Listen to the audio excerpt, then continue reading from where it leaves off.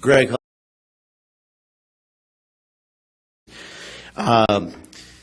The city right now is, I hear it over and over again, economic development, economic development, economic development. And how do we address that? How do we address it responsibly? How do we approach it and balance it in fairness to where not only we're being fair to businesses that want to display their wares, they want to display what they have available, along with a nice balance with the environment and keeping in tune with the environment. We don't want just a willy-nilly anything goes type of business atmosphere in Rio Rancho, but when we have responsible businesses, responsible corporations coming in wanting to develop property, increase property values, and display their wares, they have a reasonable expectation that if they're going to put that on a main thoroughfare, they're going to acquire property on a main thoroughfare, that they're going to use that main thoroughfare as a display avenue.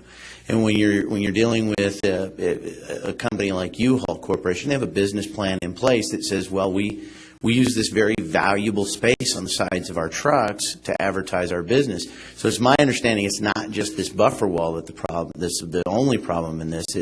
A sign ordinance comes into play on this, so we get a double problem coming into this particular situation. But what's unique about this property, I don't think we've brought it up yet, is there's also a 35-foot, it's my understanding there's a 35-foot utility easement on this. So not only do we have a main thoroughfare, we have a 35-foot utility easement that has to be dealt with, and then we have the landscaping buffer. So when you get from the curb, if I'm understanding it correctly, you're 45 feet back before you're going to see the bumper of the first truck. So that's quite a bit of a setback. Well, you could have the buffer overlaying the utility easement, right? Mm-hmm. So it may not be that deep. Oh, okay. Okay. But on the other side of Southern, you do have the situation where the houses are pretty well set back. So, I mean, like, right. Correct. So at this point, I mean, from the wall across Southern all the way over to the first bumper of the truck, we're talking 400 feet, somewhere in that degree. So when you use the term abut, it gets a little bit distorted here. It gets a little bit gray because we're really not abutting a residential neighborhood in the sense that abut comes in where it says that it adjoins or ends at and so we've got quite a bit of difference. So I'm enjoying hearing the one size fits all discussion, that not one size fits all. And when we're developing the city, and we're already in an economic development zone, we've got Premier Theater right there, we've got Joyner Construction right there, we've got a school right there, we've got other commercial properties that are right in that area that are displaying their wares directly out on Southern Boulevard or Unser Boulevard. So it would be an expectation that this type of business would want to do that.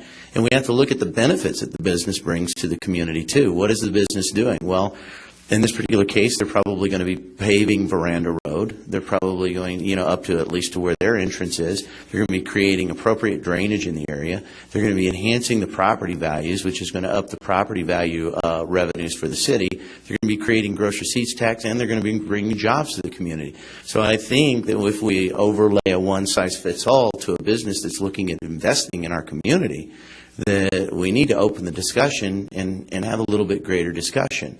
I mean, we have a lot of discussions about, taxes, and we have a lot of discussions, about different things about revenues for the city. This is something that merits discussion, not just an article in the paper that says, well, we wish you luck. I mean, that's a little bit hard when you're talking to people about coming in and developing in Rio Rancho. Well, we wish you luck.